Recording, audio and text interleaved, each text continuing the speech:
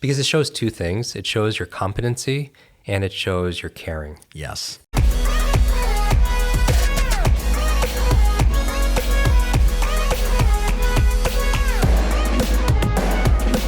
So we started this journey by saying, hey, I wanted to introduce you guys to Jim Kwik. I've been obsessing over him for a couple of years.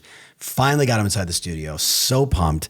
This has been like, I'm like, you see me, I'm taking notes. Like I'm like, oh, that's a great arc of perspective. Yes. Shelf help versus self-help. The three things we want to talk: brain optimization, you crush that. The elimination of ants, on point. Let's give him some super learning tips. Yeah, let's do it. Around like retaining more information, memory being key, whether it's just names. I have clients that literally can drive through a community and go, I sold that one to this person, that person, like they know every person and every, big shout out to Tim Smith. Every house, every person, even if he didn't do a transaction with them, he knows the backstory of every one of them. Yeah. Right? Like, how do they get to that? Because that, when you meet with a client, is so powerful. They're like, you're the all-knowing knowledge broker. Exactly. You're the only person to work with when you have that base of information and knowledge. Because it shows two things. It shows your competency and it shows your caring. Yes. Because, and it goes hand in hand. When somebody remembers not only, all these different listings, but they remember you, they remember your spouse's name, your kids' names, your birthday. It just shows that they care, that they're invested. Yes. And people don't care how much you know until they know how much you care. And we've heard this so many times, but when we forget somebody's name, like what's the message we send to somebody? That they don't matter, right? And that's not necessarily the case, but we haven't learned how. Yep. And that's it. So let's go into this. Let's do, how do we do names? Let's unpack this. 3 keys for remembering anything. I want everyone just to remember M.O.M. And these are the foundations. And if you've watched videos of me on YouTube or Facebook or listened to a podcast, some of this is a little bit of repetition, but here's the thing that keeps you from mastery. It's saying, I know this already. You know what I mean? Oh, I know I should eat good food, or I know I got to move and work out, or I know I got to watch my peer group, and I know I got to sleep. But that's what robs you from like the things that you want in life, the goals, the desires, the fulfillment. It's hidden in the things that you're just not doing, right? And that's the thing. When you get yourself to do, if you're just doing the easy thing, which is procrastinating, then life is hard. But if you're doing the hard things in life, life gets a lot easier. So do the difficult things. So here are some things. 3 keys for a better memory. If you're ever forgetting something, one of these 3 things is missing, usually. The M. Most people say they have trouble remembering names. I would guarantee you 95% of people listening to this conversation would say, yeah, that's me. I meet somebody, get their name, it just disappears. As soon as the handshake breaks, the name just falls right through the ground. Or if it's not a short-term issue, it's a long-term. I'll be at the gym, somebody tapped me, I'll turn around, I'll see someone I recognize, but for the life of me, I don't know who that person is, right? So we know the name is the sweetest sound to a person's ears, right? And people, Maya Angelou said, people won't remember what you say, they won't remember what you did, they'll always remember how you made them feel, right? So let's get to this. You have trouble remembering names. If you're listening to this, you might agree with that. But let's say there was a suitcase here of $2 million cash for you or your favorite charity, tax-free, if you just remember the name of the next stranger you meet. Tom, who's going to remember that person's name? Every single person on the planet. Exactly. So why is every single person listening now a memory expert all of a sudden? Because as your brain coach, I'm going to call you on your BS. It's not true that you can't remember names, right? Because you just did. You know you can remember. Because here's the thing. You don't remember all names, but you certainly don't forget all names. No. And genius leaves clues. So find out the method behind the magic, and you usually remember names because the M is you're motivated. So that's the M in mom. You're motivated to remember your name because you remember people who could be good for your business. You remember somebody who could you're attracted to. There's motivation that's there. And so my thing is, if it's there when you remember a name, why not install that? So why not install it using the tool of questions? Questions are the answer. Ask yourself, why do I want to remember this person's name? I literally, like when people see me do this in front of an audience, I'll have all these people stand up and then sit down when I call their name. But ask yourself, why do you want to train yourself? Because if you, maybe it's to show the person respect. Maybe it's to make a new friend. Maybe it's to do some business. Maybe it's to practice these things that I learned on this podcast. Because if you can't come up with one reason, what's going to happen? You won't. Because reasons reap results. Going back to the reasons, starting with why. If you don't have a reason, you're not going to get the results. So ask yourself, simple. So what's the technique? when you're meeting somebody, ask yourself, take a moment. Why do I want to remember the person's name? And you bring intention there. The O in MOM stands for observation. Observation. A lot of people, they blame their retention. It's not your retention, it's you paying attention. Yes. And the art of memory is the art of attention. And I remember the second time got to meet President Bill Clinton, and we were at a charity event. We only met one time a couple years before, and it was very brief.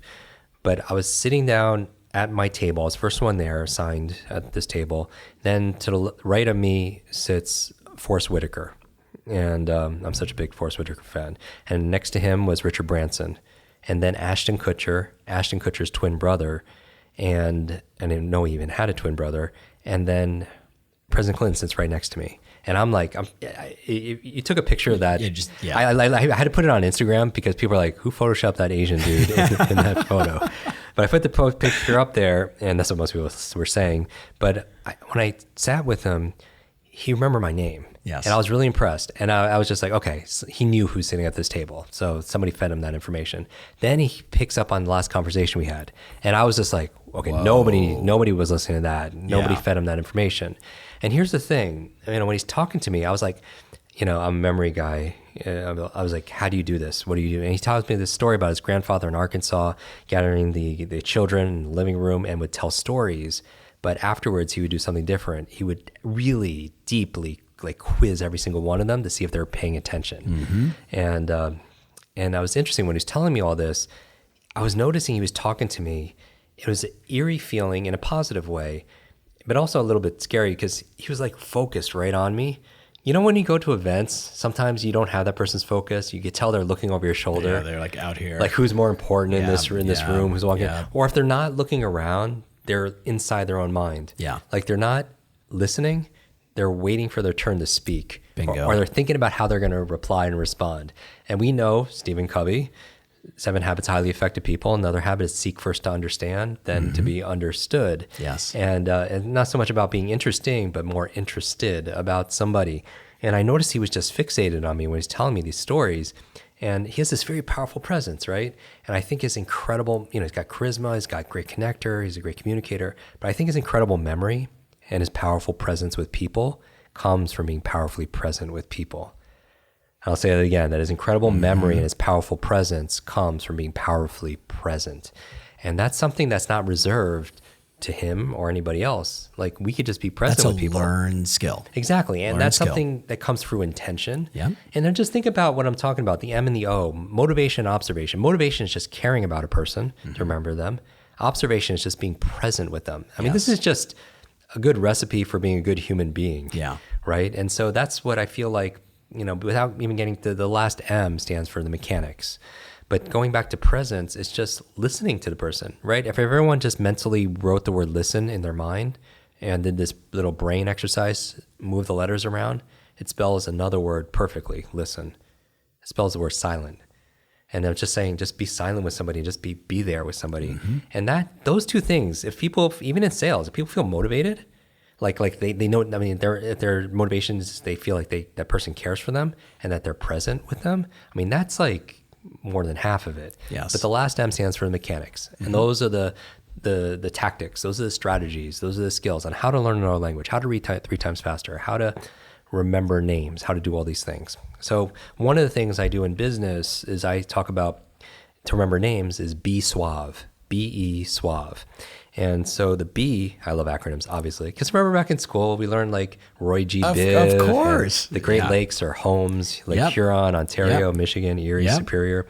So very memorable, be suave. So next time you're at your next event or you're meeting somebody for the first time, you're looking in the mirror, checking your makeup or checking your outfit, what you're wearing, say, I'm going to be suave. And then the B stands for believe. Because as we talked about, if you believe you can, believe you can't, either way you're right. Henry Ford said that.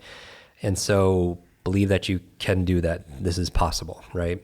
The E is exercise, and I don't mean physical exercise, but although we talked about that, people who are more physically active do better on mental acuity tests. Yep. People who are more physically active, they'll have better focus and creativity, all these, and memory and so on.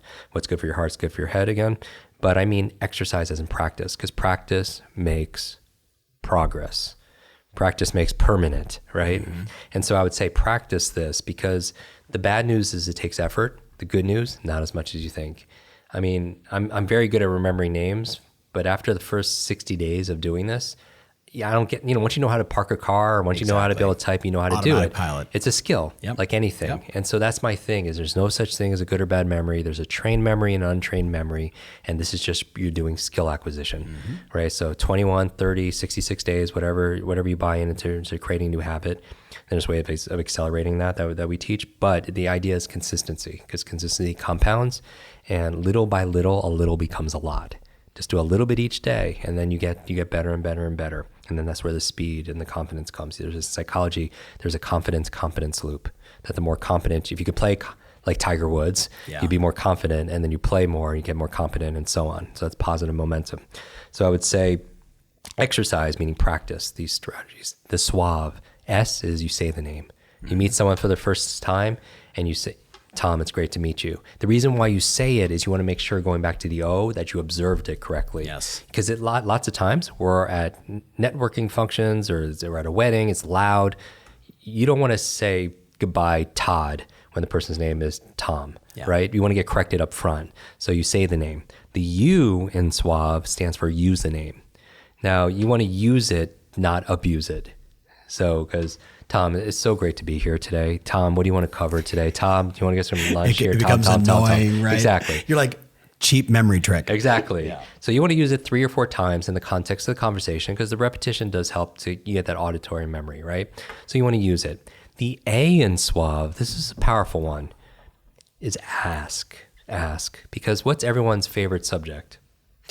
Themselves. Exactly. It's not entrepreneurship, and it's not property. It's not travel. It's themselves. Yeah. And this is a great tactic, a usable, practical tactic you could do when you meet somebody who has a name you haven't heard before. Yes. So you meet someone named Afzal, you meet someone named Rudiger, you maybe haven't heard before. What can you ask about a person's name? Hey, what's the origin of that? Yeah, exactly. What's Cool the name. origin? What's the origin? Where are you from? Yeah, where are you from? Yep. How do you spell it? Who are you named after? You know, what does it mean? Yes. I remember I was doing training for the country's largest life insurance company, and there was about 100-something people in the room, and the training director's name was Nankita. And I was like, wow, that's a beautiful name. How do you spell it? Where is it from? And I was like, what does it mean? And she paused. I was like, what does it mean?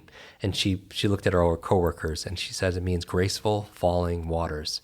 And I was like, yeah. And her coworkers had the same kind of reaction, right? And based on that, I was like, wait a second. How long have you worked here, Nikita? She was like 4 or 5 years with a lot of these people. Yeah, a lot of good friends here at my wedding. I'm like, that's interesting. I was like, to the audience, I was like, raise your hand if you knew that's what her name meant. Out of 100-something people, how many people raise their hand? I'm guessing 0. Yeah, nobody knew that's what her name is. And if a name is the sweetest, and that was like a 10-year client. Yes. I'm not saying it was just remembering somebody's name, again, it's like, thinking about we talk about information times emotion is a long-term memory. Think about the emotion associated with your name. It's probably one of the first words you learn how to spell. Think about whether your parents loved you, how much love and cheering you got from to be able to do it, kind of crappy, right? But you still get, you attach that emotion to your name. And so I would say, going back to this, ask about a person's name, and especially if this name you haven't heard before, and it's the sweetest sound to their ears, and they'll love it. Then finally, the V and the E in suave. The V is visualize. And what I mean by that is, I bet people who are listening to this that they're better with faces than they are with names. You go to somebody, you say, I remember your face, but I forgot your name. Yes. You never go to somebody and say the opposite. You never go to someone and say, I remember your name, but I forgot your face. That wouldn't even make any sense, right? But here's the thing. We tend to remember what we see because our visual cortex is larger in our brain. There's a Chinese proverb that goes, what I hear, I forget. What I see, I remember. What I do, I understand. What I hear, I forget. I heard the name, I forgot the name. What I see, I remember. I saw the face, I remember the face. And what I do, going back to exercise, practice makes the progress, right? And so knowing that if you tend to remember what you see, then try seeing what you want to remember. And this is an easy mnemonic, fun game you'd play. When you meet somebody, you take their name and you pretend it's Pictionary. Remember, you have to try to get the person to say the word without just by making pictures or sound alike. You draw an ear. So if a person's name is Mark, you just imagine for a split second when you're, shaking their hand that you're putting a little check mark on their forehead. And you're like, Jim, that's so childish. But who really are the fastest learners? Kids. I mean, they're so Kids. playful, Yes. right? But and that's the key for learning is that play and that curiosity, and they ask questions. And they have a sense of wonder, right? And children, when I said play the other day, it's like I don't play anymore because I'm older. I was like, no, actually, I think you grew older because you stopped playing. Because it's a mindset. So you have to be playful here and use the power of your imagination, because that's really, one of our ultimate superpowers. Because especially where jobs are going. I mean, jobs are going to 3 A's. Artificial intelligence. This is like not even disputed. Mm-hmm. Artificial intelligence can take a lot of jobs. Automation. Yep. Think about all the software and computers are what they're able to do. And then Asia, meaning like it's being outsourced, yes. right? And so what makes us inherently valuable as human beings is the power of our mind. And I would double down on things like creativity, your ability to solve problems. Yep. I would double down on things like strategy, right? And I would double down on imagination. Yes. Because imagination is what, like you and many of your listeners have done. You take the invisible that's in your mind and then you make it visible. Yes. Right? I mean, that's leadership. And using the power of imagination and having vision, shared vision in a culture, it's extremely powerful. So I would say, these kind of things we're talking about are exercising your creativity, exercising your imagination, exercising your strategy, because these are, here's the biggest takeaway, all right? You ready for the biggest takeaway for this conversation? Your life changes when you take nouns and you turn them into verbs, meaning we hypnotize ourselves with our language by our self-talk, saying things like, "Oh, I don't have focus today. I don't have motivation. I don't have creativity. I'm tired." Right, exactly. But these are things that people say that they have. But these aren't things you have. These are things you do. Bingo. You don't have energy. You do energy. You do things that give you energy, the thoughts, the physiology, the foods. Yep. You don't have motivation, you do motivation. You don't have focus, you do focus. You don't have creativity, you do creativity. You don't even have a memory, you do a memory. Literally, you create new connections and reinforce connections, and you encode it, you store it, and then you retrieve it. There's a process.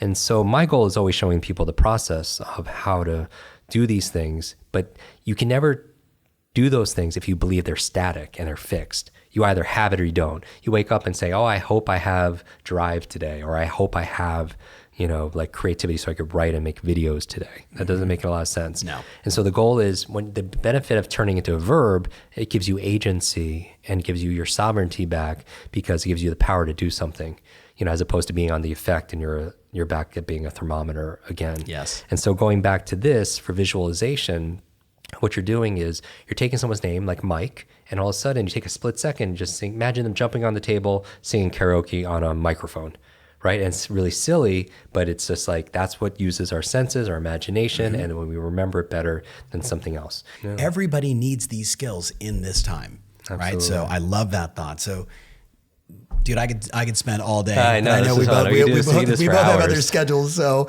thank you so much. Thank and you. for everybody listening and watching, we love you. Thank you so much. Remember, always your strategy matters. And now more than ever, your passion absolutely rules.